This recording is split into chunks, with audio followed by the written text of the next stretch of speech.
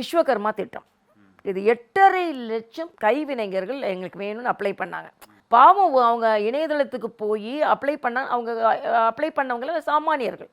விஸ்வகர்மா திட்டம் என்பது சாமானிய மக்கள், என்ன செருப்பு தைக்கிறவங்க, பானை செய்கிறவங்க, தச்சர்கள், குயவர்கள், பானை செய்கிறவங்க, இப்படிப்பட்ட மிக மிக இந்த ஹேண்ட்பேக் செய்கிறவங்க, செருப்பு தைக்கிறவங்க, ஆக இவங்களுக்கு ஒரு பயிற்சி கொடுத்து அவங்களோட தொழிலை விரிவுபடுத்துறதுக்கு ஒரு திட்டம்.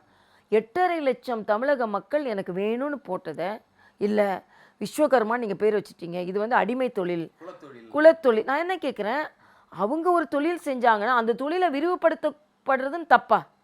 அப்போ விரிவுபடுத்தவே கூடாதுன்னா அப்போ அவங்க என்ன அதில் என்னன்னா அதில் நீங்கள் படிக்காதுங்கன்னு சொல்லலை, படிக்க கூட செய்யலாம். இப்போ நீங்கள் பிஏ படிச்சுட்டு கூட இருக்கலாம்.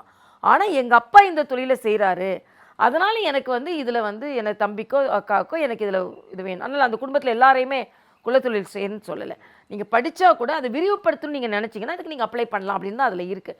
ஆக ஒரு 8.5 லட்சம் பேரை வந்து நீங்கள் வந்து அந்த ஒரு கிடைக்கணும் இருக்கிற வாய்ப்பை கூட கையில் மத்திய அரசு பணம் கொடுத்து உங்களுக்கு பயிற்சி கொடுக்குறேன்னு சொல்கிறத தட்டி பறிக்கிறாங்க. அதே மாதிரி தான் NEP புதிய கல்விக் கொள்கை வந்து உலகத்திற்கு இன்று தேவையான ஒன்று. புதிய கல்விக் கொள்கை அறிமுகப்படுத்தப்பட்ட பின்பு தான் இந்திய அளவில் 57 யூனிவர்சிட்டி உலக ரேங்க் வாங்கியிருக்கு.